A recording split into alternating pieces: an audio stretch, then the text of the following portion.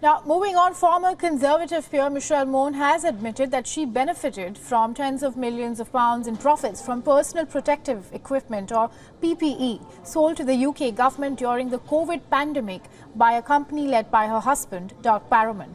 Now, earlier she had repeatedly denied having been involved, and she said that she wasn't trying to pull wool over anyone's eyes and has not told the truth about her involvement to protect her family from the press. Now, let's take a look at the timeline of the PPE Metro row. In March 2020, the UK government announces its first COVID pandemic lockdown and starts trying to source more PPE supplies due to rocketing demand. May 2020, Baroness Mone emails Cabinet Office Minister Michael Gove and Tory peer saying that she could use her contacts in Hong Kong to get more PPE to the UK. Now, her offer is added to the so-called VIP lane.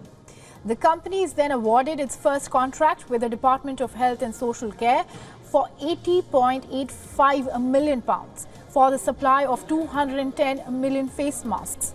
In June 2020, PPE Metro is awarded its second contract by the DHSC, and this time for £122 million for 25 million sterile surgical gowns. November 2023, Baroness Mone's lawyers say that she's not connected in any way with the PPE Metro. December 2020, lawyers representing the Baroness and her husband continue to deny their involvement and tell the journalists any suggestion of an association would be inaccurate, misleading and defamatory.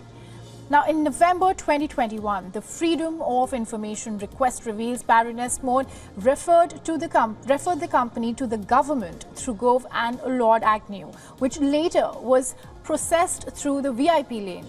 January 2022, The Guardian reports leaked files that suggest the Baroness and Barrowman were involved in the company after she had made the referral. Now, the House of Lords Standards Commissioner launches an investigation. Baroness Mone refutes all the allegations against her, and on April 2022, the National Crime Agency opens its own investigation into PPE Metro. Now, November 2022, further documents leaked to The Guardian reveal Baroness Mone and her children would receive £29 million of the profits from the firm, placed into a trust in which they are the beneficiaries. December 2022, the government confirms that it has started legal action to recover more than £100 million from the PPE Metro. And after the gowns are supplied and they had been rejected, the DHSC is seeking the full £122 million for the contract as well as for the costs for storing and destroying the garments. Now, the Baroness Mone announces that she's taking a leave of absence from the Lords in order to clear her name. November 2023, Baroness Mone and Barrowman confirm for the first time that they were involved in the company.